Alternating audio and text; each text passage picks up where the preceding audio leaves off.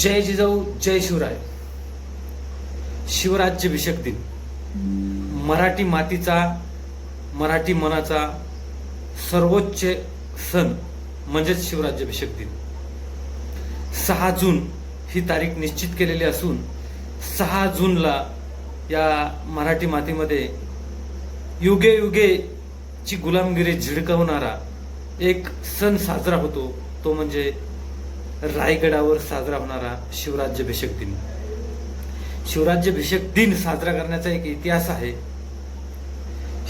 छत्रपती शिवाजी महाराजांना स्वतःचा राज्याभिषेक का करावा लागला त्याचा एक इतिहास आहे. परंतु आपण आता त्याकडे न येता तिथी व तारखेच्या वादावरती बोलणार आहोत.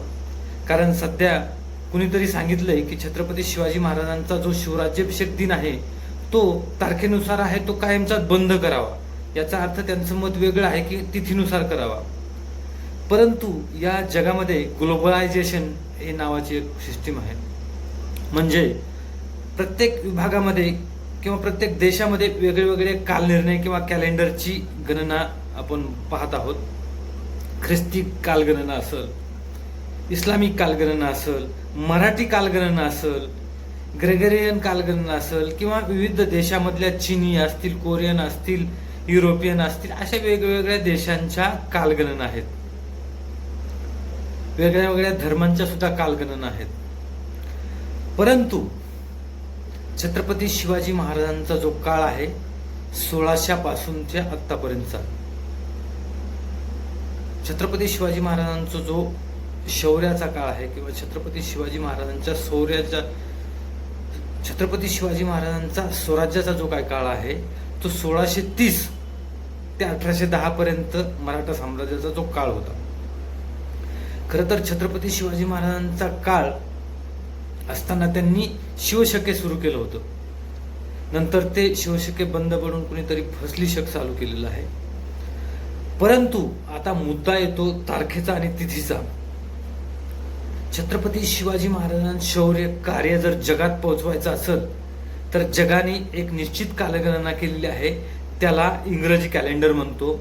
आणि आपलं कार्यालयीन दिवस किंवा सध्याचं जग ज्या कालगणनेनुसार चाललेलं आहे त्या कालगणनेमध्ये छत्रपती शिवाजी महाराजांच्या शिवराज्याभिषेकाची तारीख निश्चित केलेली आहे, ती म्हणजे 6 जून. छत्रपती शिवाजी महाराजांच्या जन्माची तारीख निश्चित केलेली आहे, ती म्हणजे 19 फेब्रुवारी 1630. या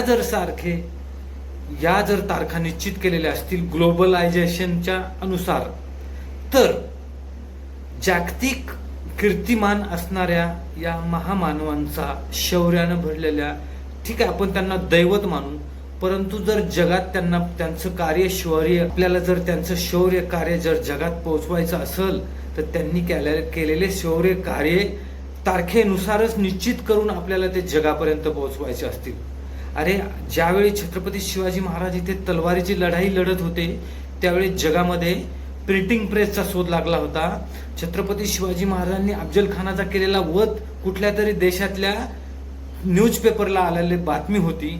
याचा अर्थ त्यावेळेस ग्लोबलायझेशन सुरू होतं. जरी आपण त्या ग्लोबलायझेशनच्या याच्यामध्ये नव्हतो तरी परंतु आपल्याला ते ग्लोबलायझेशन स्वीकारलं पाहिजे आणि छत्रपती शिवाजी महाराजांच्या ज्या काही गोष्टी आहेत त्या सर्व तारखेनुसार निश्चित करून त्या जगापर्यंत पोहोचवल्या पाहिजेत.